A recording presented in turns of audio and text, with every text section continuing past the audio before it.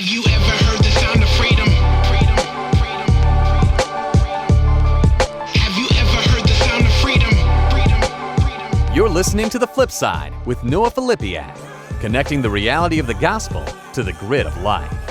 You can support the podcast and pick up some sweet Flipside swag at www.patreon.com/Noah Filipiak. What is up, Flipaponami? Welcome to episode 117 of the Flipside podcast.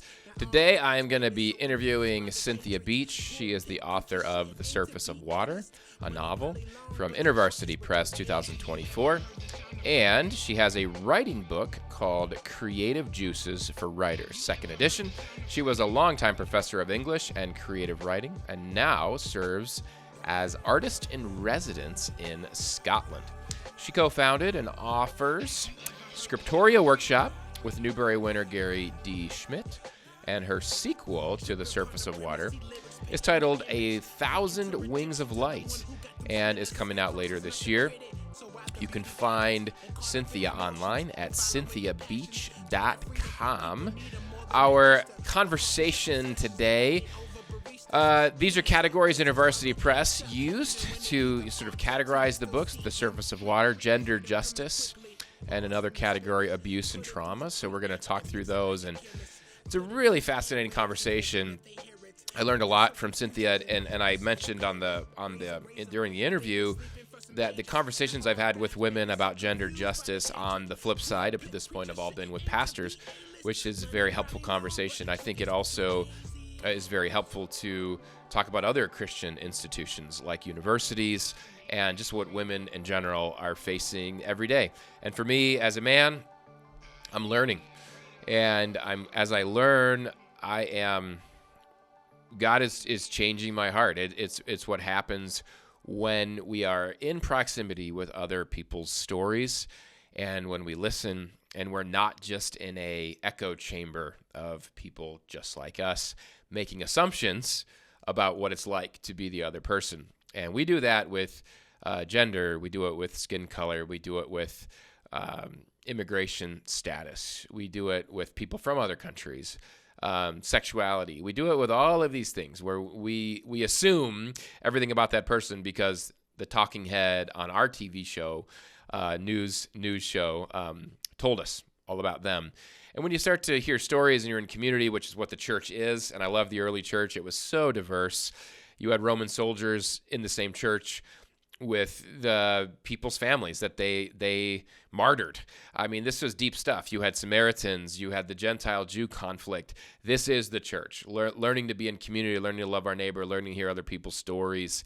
And from that grows God's shalom, his justice, his community. It's a beautiful thing. And so, yeah, this conversation is a real treasure. I'm really grateful for Cynthia for coming on the show, being vulnerable about her own life story and how fiction, her story, The Surface of Water, is a place of serious contemplation, conversation around these things. And I think it's going to do a lot of good in the world as a non-threatening way to learn someone else's perspective through story. So, going to get to the interview here in just a moment.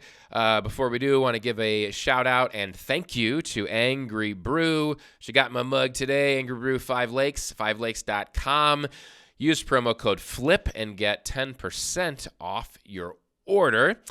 And very thankful. Also thankful to my Patreon subscribers. If you want a exclusive blog post that I do on every single long-form episode, it's my unfiltered thoughts. It's private. I ask people don't share it anywhere else. It's on Patreon, and then you can reply and interact with me in that way. So there's a post up on today's conversation with Cynthia, have a post up on last week's episode with Pastor Dale on visiting the Immigration Detention Center and the conversation we had around ICE and immigrants. So head over to patreon.com/Noah Filipiak, and you can jump in on that conversational community that we have going on over there. So with that, let's jump in to this stretching, enlightening conversation with Cynthia Beach. Here we go. The sound of freedom. Have you All right, Cynthia, welcome to the flip side. Thanks so much for joining us. Thanks so much, Noah. I'm thrilled to be here. All right. Well, tell us about yourself. And you're in Scotland. We're going to get to that. I'm very jealous of that. I'm sure the weather's better than here in Michigan, where it's been 0 degrees for the last month, I think. So let me just kick it over to you. Tell us about yourself, Mhm. however you want to start there. And then I'd love to hear in that story how you got into writing fiction. Oh, yeah, yeah.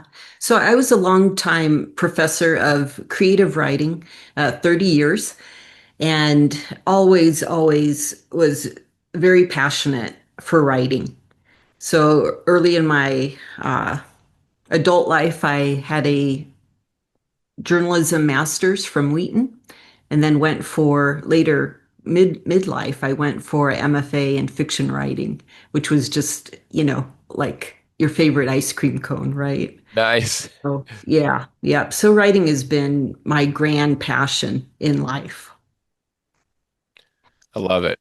When did that start for you? Like as a kid, did you just like Oh start writing stories and things when you were yes. bored? Like, and how did I'm curious because I started writing fiction about 4 years ago, thinking I Oh never could do it. I've written nonfiction, and that's kind of its own story. But I like to observe how my fiction writing, what it does to my brain in a very positive way, and sort of compare yeah. it to my reading life when I read.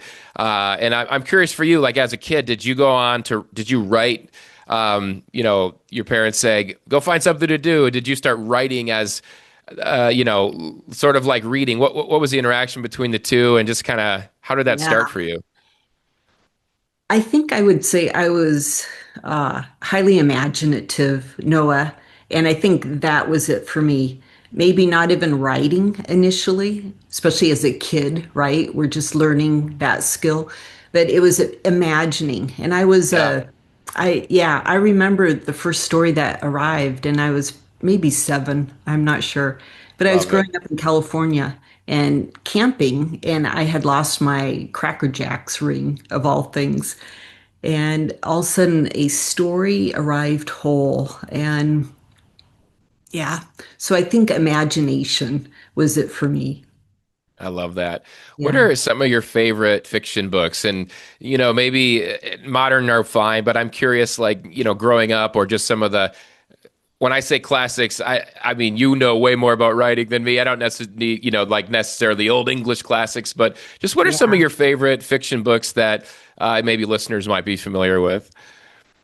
Oh, I fell in love with a book before I could read, and it was Walter Farley's Black Stallion and the Girl. And these Yeah. were famous horse books that if anyone had an ounce of horse love in them, they would fall in love. But my older sis brought a hardbound book home from Scholastic books. Yeah. And I was in first grade, and I immediately fell in love with black horses and had to own one day in my life. And I'm glad to say I did. Love Um, it. so any horse book when I was growing up, dog, I finished out the library's hold on horse books. So then I moved on to dog books, Love it. Laddie. Yeah. They were Lassie actually and Laddie. I loved books like that. Eventually I moved into like Jane Eyre and Jane Austen's books. But it took me a while to move out of my animal stage. I was a great animal lover. I love that. Well, and that just shows, I think, the power of story, the power of fiction. As a kid, you love horses, and I've got to own Yeah, one of these, and then you did. I love yeah, that. Um, absolutely. so, I've published traditionally one nonfiction book. Actually, Yes. no, I'm sorry. I always forget. I have a, this is terrible. It's great. I have a second traditionally published nonfiction book coming out this year. So I'm excited for that. Congratulations, Noah. Thank you That's very great. much. And Yeah. I Yep. know it's a great thing. And I'm currently like even in that back and forth editing stage. It's funny that, and maybe it's my ADHD. Anyway, I have a second traditionally published nonfiction book coming out this year. This Yeah. one's a devotional through the Psalms called Shelter in the Storm. Ooh. I self published or indie published a, teen book that's around sex and pornography because that's what my first traditionally published book is on, Beyond the Battle. And I've been working on a fiction book for 4 years, which I'm just in love with, and at some point I will enter the fray of fiction agents and publishing. So I would love, because I love to get different writers' perspectives on this, and you have such a wealth of knowledge of writing and of being a professor, and then now publishing books. What has that process of the publishing industry, publishing process, what have you learned about yourself through that? I think most listeners don't know at all about how the process works. It can be very difficult. There can be a lot of rejection, those sorts of things. Yeah. Feel free to chime in on any of that. But I'm curious, even on like a spiritual formation level, what you've Oh, learned about yourself just throughout the publishing process. yeah. I think publishing, I learned that writing is a team sport. Mm, The, I felt like my novel, The Surface of Water, so improved in the hands of a good editor. So there's that it takes a team to bring a good story, I think. Um, but I think with if I took the question back a step, Noah, I would talk about writing. And that is something that has had a great deal of lessons for me mm, because I was so passionate about it. And I think that God had my attention through writing because I loved it. So I had a very difficult time finding a publishing home for my novel. It's about a megachurch pastor who is lost. And people would say, that's a brave story, Cynthia, but our readers want, X, Y, and Z, yeah. not my novel. And I feel like I carried that story, Noah, that I went through years, I would say, suffering for it. Um, Mm, and that is part of spiritual formation, yeah. to walk something through desolation and to keep walking through it. And that's what I felt like I did with this novel. That's powerful. Thank you. Yeah, for Yeah, sharing that. yeah, I, I'm always sort of fascinated that people think writing, being an author, publishing is glamorous. It is a labor of love. It is the writing process itself, and then the process that you endured, that desolation of saying, "I'm not going to give up on this story." yeah, Um, yeah. that's a long that it is, and it is a, and I love that it's part of our spiritual formation because, Absolutely. Absolutely. God uses everything, right? yeah, So, yeah, yeah. I'm curious. You had been shopping it around to some publishers, you said, and you said yeah. something just now about it's not what our readers, want. Oh, yes. What would you say? And I have this somewhere in my notes when we were exchanging emails. You talked about, where did I put it? Serious fiction versus the Hallmark kind, and I Oh, love yeah, that. yeah. I just did this little comedy episode on Hallmark, the store, so like that's just fresh in my mind. But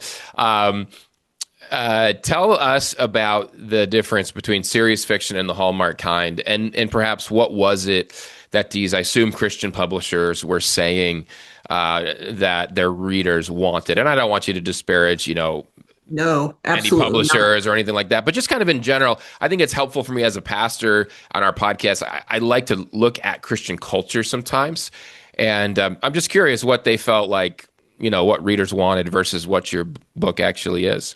Yeah. So one publisher told me their readers wanted escapism. Mm, So that's, one answer to that. Um, we need both kind of stories. I like to watch a Hallmark story every once in a while.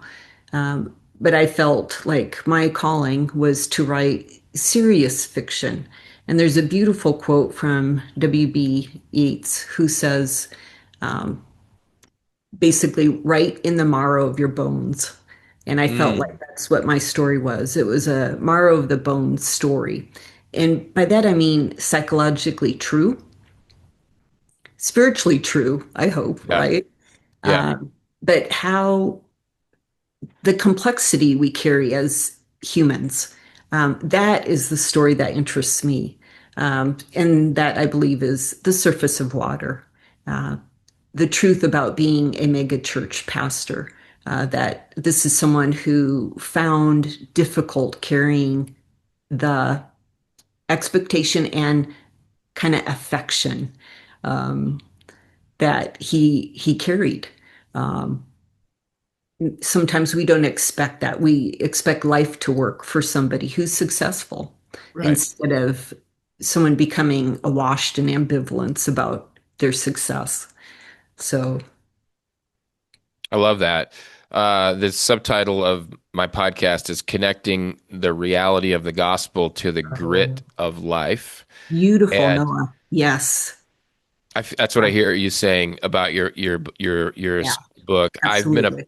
I've been a pastor for 21 years and predominantly in urban setting. And I mean, whether you're urban or suburban, the life is real. Life is real. Yes. It's Yes. gritty, and as a pastor, it's gritty. And by gritty, I mean like hard. It's Yeah. like sandpaper on your knuckles, you know. And Uh, um, I think, in fact, the Shelter in the Storm devotional that I've coming out this year, that's what I've loved about the Psalms is they are so gritty and real, and they are not escapist at all. And yeah, I was really honored. I'm publishing with Our Daily Bread Publishing on their book side. I'm really thankful, and I give them a huge shout out and respect that they allowed me to be honest in the good. Psalms devotionals because the Good. Psalms are so honest and Yes. they give critique to this. Look, I love the church. I'm a pastor 20 years. I'm a church Exactly. planter. I love Right? the I love church. the church too. Yeah, and Yeah. but Yeah. that there is a Christian culture in the church, and you'd Yes. often see it in mega churches because they're so big. And honestly, there becomes a culture, I think, in a mega church where you have to Yeah. protect the brand because Yes. you have so much writing on it, you know. Yeah. Um, Yeah. and so theologically it creates major problems because Yeah. life is Exactly. real and we kind of create a theology that isn't. It is escapist or like nothing bad will ever happen to you. So thank you. I'm really Yeah. encouraged by that. Even that approach to writing fiction I think is Yeah. really needed. And Noah, what you were saying about the Psalms, I'm not sure if you're a fan of Dr. Walter Brueggemann. My husband and I love this theologian. And he would often say how constricted the use of the Psalms had become in Mm. churches. That it had, how many Psalms do we have? 130, 150 total. Yeah. and that it had narrowed to about six Psalms. Yes. Yes. And none of them So are the lament psalms. exactly, Yeah. exactly. So that's part of my serious fiction versus Hallmark too. And Brueggemann talked about it as testimony versus counter testimony. And testimony would be Psalm 1 that if we follow God, we will flourish. We'll be like a tree along a river, right? And yet we can follow God and have very difficult times, right? In Yeah. our life. And that is what he would say is counter testimony. And so I feel like Pastor Goodman's story is counter testimony. It's Mm. about when life doesn't work out so well for us and we become lost. Yeah. I'd love, and I don't, I haven't had to do this yet with fiction book. I don't even know how do you talk about your fiction book without giving away spoilers, right? Because like, I want my listeners Yeah. to read your book. So, Thank you. kind of Me a too. twofold question. Tell us, anything else you can tell us about the book without giving away spoilers and things you'll, kind of look forward to. But InterVarsity Press categorizes your book on their website as gender justice book, as well as abuse and trauma as a category. Those are huge topics. Those are heavy and super important. They're very much in line with the topics that we talk about here on the flip side.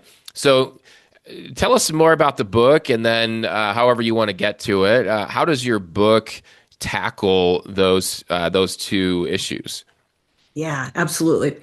So, Surface of Water, as I mentioned, is about a megachurch pastor, Matthew Goodman, who comes from like a line of evangelical royalty. His father was an enormous radio evangelist, and Matthew has kind of followed in the steps and has a megachurch in Chicago. And as I said, he's gotten lost. He has gotten very isolated in the image machine. And along comes a new administrative assistant, 25-year-old Trish Card, who has grown up in extreme poverty. She's had a as different of a life as Matthew Goodman as possible. Uh, and she speaks truth to power. Mm, And she becomes a way, if he chooses it, for Matthew to, how should I say it, come back to truth, come back to love. So will he, will he choose yeah. that or not? That in and of itself builds tension because one, speaking truth to power is no easy thing. I think we've Yeah. almost, in some ways, the way we learn about, let's say, Martin Luther King in school in America, we've almost become inoculated sort of to this idea that speaking truth to power is so easy. And look, it's like this was some overnight thing that he accomplished. I know anytime, even on my podcast or social media or in my pastoral role, if I'm taking a risk to Yeah. speak truth to power in a Yes. very polarized, political landscape in the U.S. that affects churches very much. Man, you're stepping on a landmine as soon as you speak truth. There's a lot to lose, right? So for Yes. the secretary, the 25-year-old that's doing this, and then for your pastor of this megachurch, I Mhm. think too, people forget that there's a reason people don't change. Right? Like, Oh, you have power, you have like this whole legacy of your family. You yes. have, and it's not even always a great thing. It's kind of like, well, how Yeah. if I made this change, I'd have to change so much. I have to change my lifestyle. I'd have to change my standard of living, my family, it's just easier not to, right? Like it's just easier Absolutely. to Absolutely. stay in power and be prideful and kind of do what your in group does. The other is like that in group safety. I've got my Yes. in group. I've got my, whether it's a political party or denominational tribe, I've got them backing me up. So why do I need to change? So I'm already like, I feel the tension for both of those characters. Yeah, absolutely. You nailed it. For Trish, it's enormously risky. There's uh, I don't know how to say unsolved things in her story that make her very vulnerable. So yeah, it's very costly. And Goodman even thinks if I set this down, even for a day, would I have it to be able to pick it back up again? It Mm, his fame and this thing that has come his way. So yeah, yeah. I love that. And man, Oh, I think a lot about the church and the Bible and what's going on in our country right now as well. And I yes. think we all assume that churches are speaking truth. Pastors are speaking truth. Like we have the Bible, we're speaking truth. And Yeah. I can just tell you, as a pastor, it can be very hard to speak truth Yes. because you'll lose your church at Yes. times. And I have the great luxury that I've planted two churches, and so I have a lot of freedom in how we structure the vision and DNA of the church from the beginning. And I Mm. really feel for established church pastors who I'll say it candidly. They don't get to speak truth. They don't. I mean, there's pieces of scripture that they get to speak, and whether it's their choice to hold back on the more offensive teachings of Jesus or of the prophets of the Old Testament, Yeah. um, Yes. maybe they choose not to because they're right in line kind of with the status quo. I think for many it's just like I can't, because if I did, I wouldn't have a job. And it's very sad. I hear that piece of your story with Goodman. He's having to make these decisions, kind of like, if something's revealed as true, and it's in the realm, in this case, of gender justice, abuse, and trauma. And we'll talk more about those and why they're so important to talk about. Mhm. But I think we as listeners, and if you're a pastor listening, we need to stop the assumption that just because a pastor or a church is holding up a Bible, that Oh, they're speaking truth, because yes. we're very selective in the truths that we will teach on and or align ourselves with.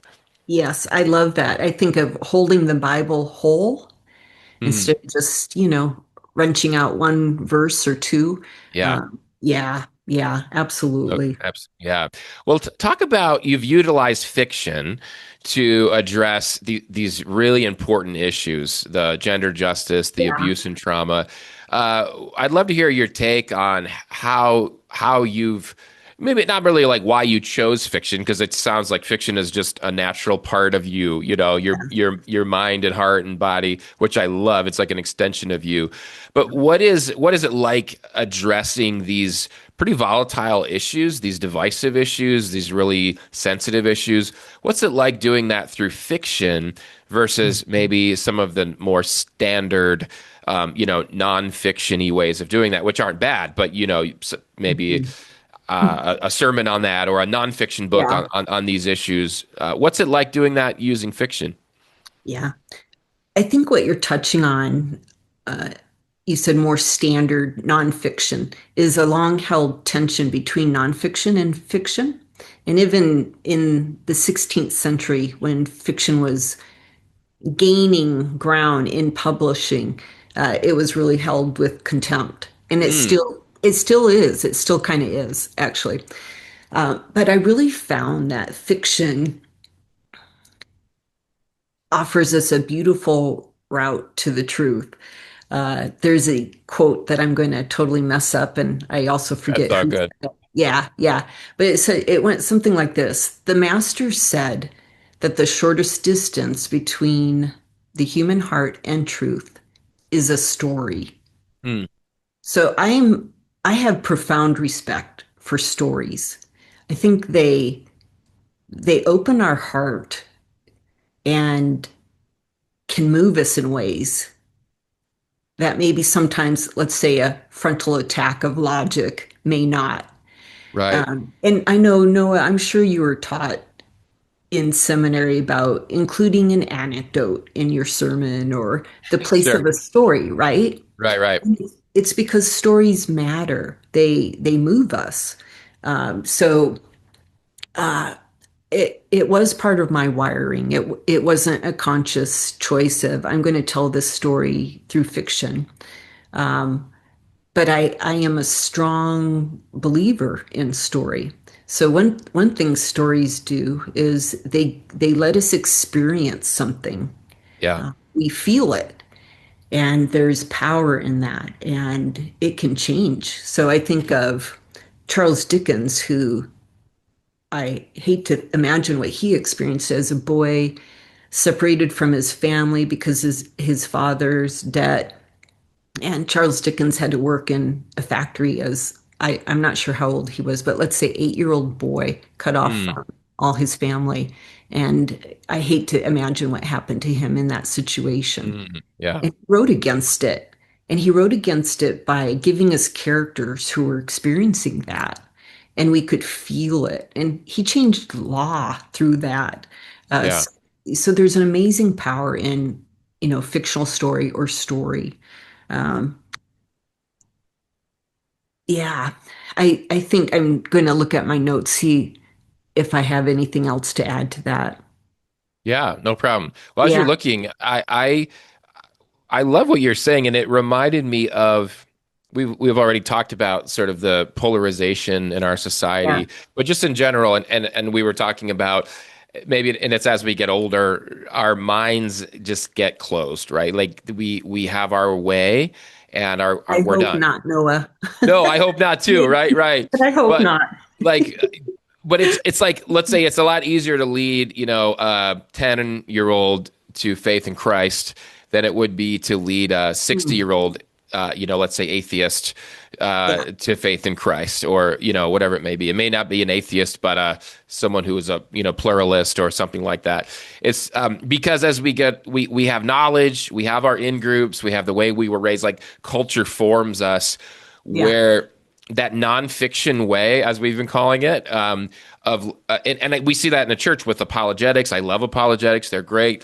But we have this thought that we can just prove to non-believers that this Yes. is the facts about God and about Jesus, and like Yes. therefore, the only logical conclusion is clearly Right. that's not how humans work at all. Where No, uh, clearly. right.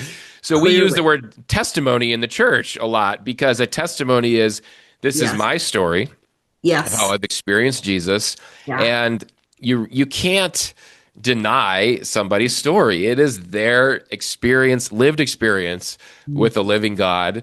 And I think that language is really comfortable for evangelicals, and I love that. But I want to go a step further. And as we talk about the polarization and I think how you're using fiction to help people see perspectives, that other people's stories, not necessarily how they came to faith in Jesus, that's important, but their life stories and being in proximity with people that are different from us. So as a man, Yes. I need to hear the stories of women. And Yes. if I'm not in proximity to do that, and if I'm not listening, then I Mhm. just think that I know what it's like to be a woman when I don't, or as a white person. Yeah. If I'm not listening to stories of African Americans, if I'm not listening Yeah. to stories of refugees today from Africa, from the Middle East, if I'm not listening to stories of Latin Americans who are living in our country, and if I'm Yeah. only listening to my story or Yeah. the story of people like me, Yeah. then the divide increases. But I don't think I'll Yes. ever change. The only change I've really seen in me and in others is from proximity. And Yeah. if Yeah. talk to someone else about Cynthia and she's like this and her story is this because I heard it on YouTube, but then I meet you and I go, oh, like let me hear your story. Wow, Yeah. I'm sorry. So it's kind of a long way of saying the power of the story. We see it as life changing, Yes. transformative, and Yes. you're using a book to do that same thing with your characters. So that's great. I love that. Uh, I thought of with the word proximity that you were using, Noah, I think of point of view. And so Yeah, whenever we assume a different point of view than ours, it is a function of proximity. It lets us feel, what you said, what it's like to be perhaps 25-year-old Trish up yeah, against power with her truth, right? So yeah, I beautiful. love that. Yeah. Yeah. Well, your novel, the themes they touch on the hashtag Church Two conversation, and I'm first. Could you describe what that is for those that don't know? I feel like everybody knows. I actually had a conversation with my 14-year-old daughter this week, and she had never heard of the Me Too movement, and I explained that to her and Wow. the Church Two movement. So, kind of briefly, just describe what that is for those that may not remember or be familiar, and then how did your awareness of that movement shape the Surface of Water book? Yeah. Uh, Me Too grew out of sexual harassment stories, probably around 2006. And Church Too is basically Me Too, but in the church. And that took longer to be articulated. That came out probably about 2017, where stories began to break more rapidly about sexual abuse, sexual harassment in the church. Now, I I really kind of wasn't aware of Me Too. I started writing this in '08, and it's really not the articulation of these movements that my novel grew from, but I would say from my own compost pile. So Yeah. Tolkien has that great notion about where our stories come from, that it's compost. We're Mm. used to that with our banana peels and lawn cuttings, and letting it sit and rot, become beautiful, rich dirt. And the same is true with what I experienced, that is the soil from which my stories grow. So it was my experience, Noah, that gave rise to it. What I was seeing around me, um, yeah, that was it, and not so much a movement. Um, I fear the word use fiction, and I don't think I would say I use fiction, but that is the story I had to tell. Yeah. What about the gender justice side of your story, of your book, with the surface of water? I I think all up to this point I've done several interviews with women about gender justice issues on my podcast, but it's always been with pastors. It's been with women pastors, and just the very challenging journey that they've had, and it's heartbreaking to hear what they were told in Yeah. their churches Yes. as teenagers, as young adults who literally just wanted to share the gospel Oh. and apply, scripture and be used by God, and Mhm. um, just some of the heartbreaking things they were told about how they're arrogant, they're sinful. They're prideful because they want to preach, or things like that. And but I've never on the podcast, and honestly kind of limited in my life in general, confessing that, heard about the non-church world, the not really the business world. You were in the Christian education world, but just throughout your Yeah. career, not as I shouldn't say the church world, because you definitely overlap with that, but outside of the pastor conversation, which gets wrapped up in a lot of Bible verses and theology and disagreeing about, Yes, it what does does. Paul say Mhm. about elders and Yeah. pastors? But for you, it wasn't about being a pastor. And so, whatever you're comfortable sharing, Yeah. how did you experience the gender injustice throughout your career? Yeah, absolutely. So I think saying Christian institution will get us there. And Yeah. that my story is an example of a Christian institution. So very conservative, evangelical, and from the get-go, I faced problems I didn't expect to face. In part, I grew up, most of my childhood was in California, and I had notions about women being able to be taken seriously Mm, that I carried into my job, and I soon encountered otherwise. So, probably within the first 2 years, I had to report sexual harassment from two faculty members mm, uh, because of comments about my legs and my body that they kept making. And thank God I had a compassionate and wise English chair at that time, and he believed me and took action, which was wonderful, for me to experience. But I think the more common experience was uh, I began to call it that I had to figure out how to survive the unwelcoming, and I mm, think the unwelcoming is what I named it, and a it was a level of contempt coming at me quite often. So one day I walked into a meeting I was still a junior faculty member at that time, and the president had pulled me onto committee. And a longtime faculty member looked at me and said, "What are you doing here?" mm. And I felt like I disintegrated Yeah. internally. I was already feeling insecure stepping into something like this, and then to the unwelcoming. So that, and when IVP gave me a contract for Surface of Water, I had self-published it, and then 2 years later, they contacted me wanting to publish it also. And an English colleague said to me, and he was like, like he looked totally puzzled, like they're going to pay you money for that? And Mm, it's just like, you're kidding. That's the best you can do in this moment when I have worked, very hard to be a writer here.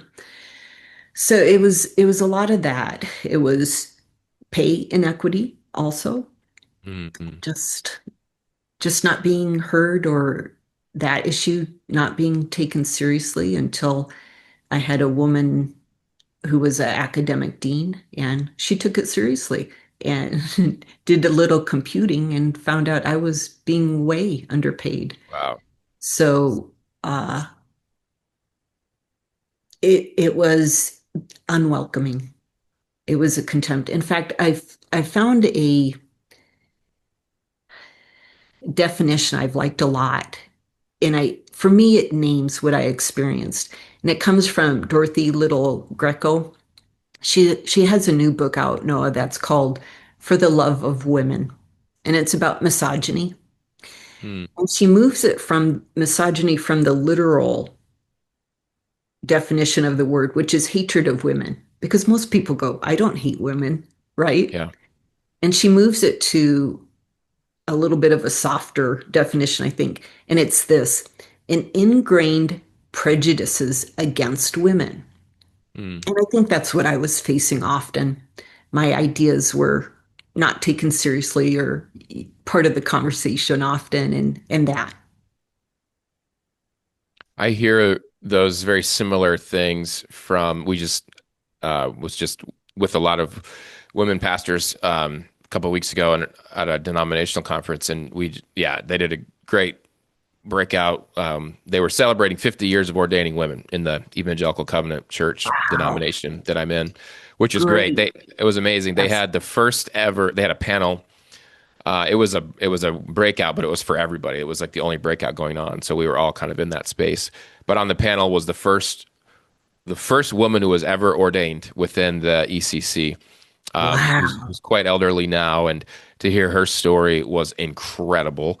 Yes. But then we did table conversations at our table, and what you describe is, there was certainly celebration from women on how far we've come in 50 years, but Yeah. also, within the statistics, so to speak, it shows Mhm. a lot of inequity still. Yeah. But more than the statistics, it was personal stories, like you said, where there's this um, unless a woman is the senior pastor in the church, which is relatively rare still in the denomination as far as statistics go, and that was one of the hey, we got to keep working on this things, but just having that seat at the table being taken seriously in so Yes. many subtle ways. Mhm. And these are women who are pastors now, who have been ordained, and it's Yeah. sobering for me. I mean, I'm not sitting here saying like, and I'm the perfect male at this. Like, I was raised and like this in these waters, right? And so I Yeah. was Yeah. raised indirectly, um, subconsciously to do Yes. what you just described. And I Mhm. think for guys listening, we have to be humble and repent, and that's good. Like, Yeah. that's why we believe in grace. It's the work of Yeah. God in our life, but to not Mhm. dismiss what you're saying, because it is like the experience of women. I mean, Yes. many, many, many women in Yes. Christian institutions, in the Mhm. workforce. Yeah. And I have three daughters. So I have three Oh, kids, three daughters, and I love them, yeah. more than the world. They're 14, 12, and 8. And as I hear your story, Mhm. I can't help but think of I can't help but think of the negative messages sent to me throughout my, different parts of my life about my identity and my value, and that wound that it left in me. And Yeah. with my daughters, that what I hear is they're gonna face that their entire life, their entire career, from men, um, Mhm. about their value, their worth. Yeah. That saddens me, Yeah. but it also motivates me to Good. let's Yeah. make a change, right? Like, let's let's Yes. go, right? Absolutely. And maybe they'll land in a very healthy, gender healthy place, right? Yeah. My husband is a therapist, Dave Beach, and he has this term, shalom between the sexes. And I Mm. love it to think about working toward that. So that mattered to me a lot, Noah. There's no way I would want to be contemptuous with gender toward men in my novel. I love Pastor Goodman and I love Trish, and to let them have a conversation and be iron sharpening iron on each other. Uh, yeah, what can we see in that? What Yeah. value can we get from that? I love that because in these conversations, there's often my wife is a much more avid reader than me. I mean, I read, but she reads a lot, and she'll sometimes she'll stop a book, or she'll just tell me about like a gripe about a book, Oh, yeah. and these would be general what is it, general market, books, not Christian books. That when she's referring to these, where like the agenda of the book is so it's within the polarized world, right? So it's like this echo chamber, and the Yes. whole purpose of the book is just to shame and belittle and make fun of sort of the other side, whether Yeah. it's a book against men, or whatever it might be. And sometimes these things will come up, and it's I think there's people that read that because and like just like a political debate, and they salivate like, yeah, get them, but that Oh, doesn't change anyone. That doesn't help. That doesn't yeah. help bring unity. That doesn't change anyone on Yeah. the other side. And I hear you saying your book and your characters, there's a relational respect there, and that Yes. there's, Yes. which is bigger than the story, right? There has to be a relational respect Yes. between the two sides when it comes to, I think, any issue, Yeah. but particularly, with gender, where could we just learn as Christians, or Yeah. humans in general would be great to have mature conversations, Yeah.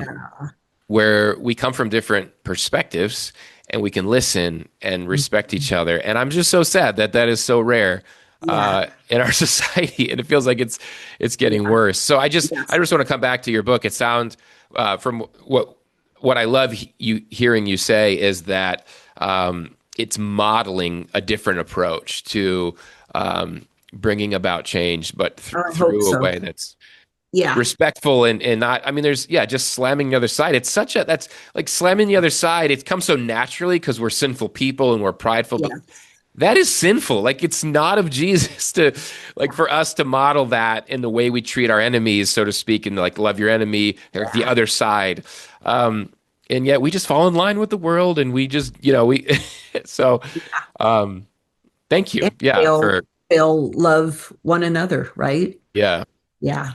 Love the person who's on the other side. And how difficult is that when you're the oppressed person? I mean, that's very difficult. It's easier for me to say, I think, as a white male, like, we need to love the other side and hear their perspective, because I'm listening to stories of oppressed people and I'm going, oh, I'm empathizing. I've got to think it's a lot harder when you're in that. I mean, we need to stand up for justice. Don't get me wrong. Like, we need to hold people accountable. Yeah. Um, and I'm not saying, yeah. So I think there's a time when even the teeth might need to come out when it comes to Oh, justice yeah. and protecting people. Yes, absolutely. There's a range of emotion we get to have. And Yeah. I grew up in a Christianity that shamed anger in women.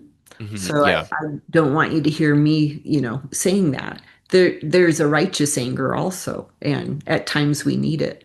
I've loved living in Scotland. I'm here in Scotland as artist in residence or a writer for a historic church, and the Scottish have had their fight for years, for centuries, with the English. And Mm. would say the Scottish have been an oppressed people. And to be living here in their story has been amazing for my husband and me because they are fierce. This is, gross overstatement, but the Scots I'm coming into contact with are enormously generous, great sense of humor, and fierce. And I Mm, love the mix. I love that. Well, let me get you out of here on a few writing questions Sure. that are a little more lighthearted. First, yeah, tell us about being an artist in residence in Scotland. What is Oh, that? yeah. What do you do, and how did that unfold for you? Yeah, I just shake my head over it. I still can't believe I'm here. Today is my 6 month anniversary of being here, and I still am shaking my head. Nice. Our pals are Jack and Sharon Garlow Brown. Sharon is known for Sensible Shoes series, which is a spiritual formation novel series. Uh, I know them. They're in the ECC. Yeah. yep. Yeah. So So keep Jack, going. yeah, Yeah, Jack took a position here in Dundee, Scotland, and that's right. February, a year ago this month, said, hey, you guys interested in coming over?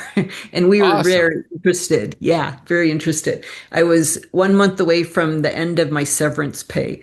So I needed to do something. And God's utter kindness to me and to my husband, Dave. So we're now living in a flat, a 3 bedroom flat above Gilfillan Memorial Church. And the history of this church is incredible. One of the reverends in about 1892 returned to America with the question, how are the freed slaves doing post Civil War? And he Mm. went to find an answer to that. So they were social reformers, they were writers, the first several pastors here, and I get to write about them along with grants. And also, I'm Oh, bringing my writing conference that I do with Gary Schmidt, Newbery winner, Okay for Now, Wednesday Wars. We're bringing our writing conference here in July, and it's just awesome. wonderful to anticipate that.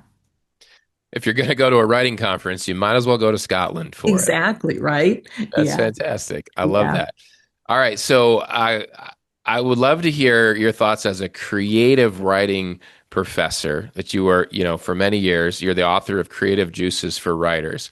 Um, Two questions with this. One, what's your best overall fiction writing tip? So we'll just start there. Like I know there's many, but if you could just give your number one tip, tip's probably the wrong word, but your best instruction on writing fiction, what would it be? Honor your prompt. Honor it. You have a prompt to write, do it. I love that.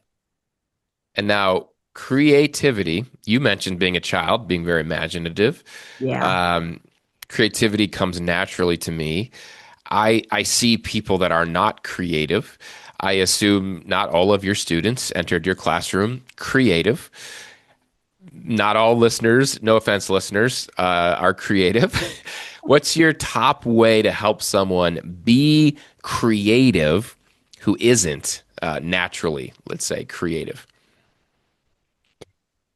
I would wonder if their creativity has gotten stifled from wounds or fear or perfectionism. So I would say soul work. Do some soul work on that. There's some beautiful books out there. Julia Cameron's The Artist's Way is one that helps us recover our creativity.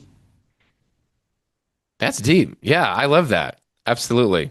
And I feel like in perhaps you said with the soul work and the wounds, like it's easy to get into a box Yes, of what's safe and like what's exactly. expected. Yeah, yeah, Creative people, we see the famous creative people and we go, oh yeah, like they've got it, they're great. But anyone that's creative that isn't famous kind of is looked at as weird or something, right? Like, oh, that, I don't want to be like that. And how do you get out of the box? How do you get from that kind of space of even insecurity or I'm going to look different if I'm creative in this way? It might be writing, it might be in other forms of art, or yeah. even thought. What any thoughts on that? Like how to get from the inside to outside of the box? Pick up a good book on creativity. So again, I would say like Julia Yeah. Cameron, where it's a 12-week process of kind of getting healthy again creatively. And sometimes we need to do some work there. What gets you most excited about writing, like today, right now? Oh, yeah. Getting to be in imagination land. I love it. Me too. Yes, exactly. I Right. love it. Oh Yeah. yeah. What's next for you as a writer? What's coming up for you? I have a sequel to Surface coming out in the summer. It's called A Thousand Wings of Hope, and I am delighted about it coming out. I'm in the last kind of cycle also, like perhaps Yeah. you know it. So, yeah. So listeners have to read the first book first, Surface of the Water, and so they can get the sequel, right? So we got to get on that. I love that. All Yeah. right. Well, I want to know, I could get you out of here. How can people find you online, find your books?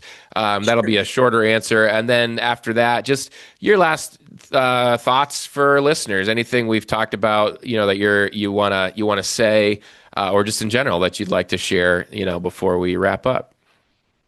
Okay. So CynthiaBeach.com. Beach is Beach, just like summer beach. My books are available. Surface of Water is available in Grand Rapids at some place like Baker or Schuler's. Also, my books are available online.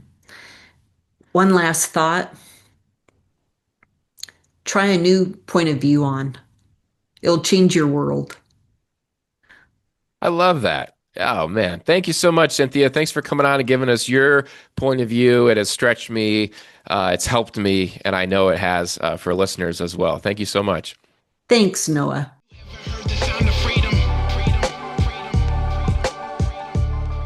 Have you ever heard the sound of All right. We are back. Be sure to head over to CynthiaBeach.com. Pick up yourself a copy of The Surface of Water. And if you want to continue this conversation, if you want to interact with me on it, these are some deep topics. I'd love to hear your perspective. You can head over to patreon.com/Noah Filipiak. I'll have a blog post up. I have a blog post up of this episode and every long form interview on the flip side, where you can hear my unfiltered thoughts on the interview, interact with your perspectives. I'd love to connect with you over there. Thank you so much for being a listener of The Flip Side. I will see you next time on The Flip Side. The Flip Side with Noah Filipiak is a Beyond Ministries production. Copyright Noah Filipiak. www.noahfilipiak.com. Theme music by Kyle Lake at K-Lake Music. Used with permission. Please leave a review on Apple Podcasts and subscribe wherever podcasts are found. It's time to bring me closer. There's no purgatory, cause you're in or you're out. When you see them in the clouds, then you know it's going down. Raise them. They've been sleeping for some ages. Now all God's babies so confused by this hatred. Pulpit preachers shouldn't aim to be A-list. Money probably long, but short is what your days.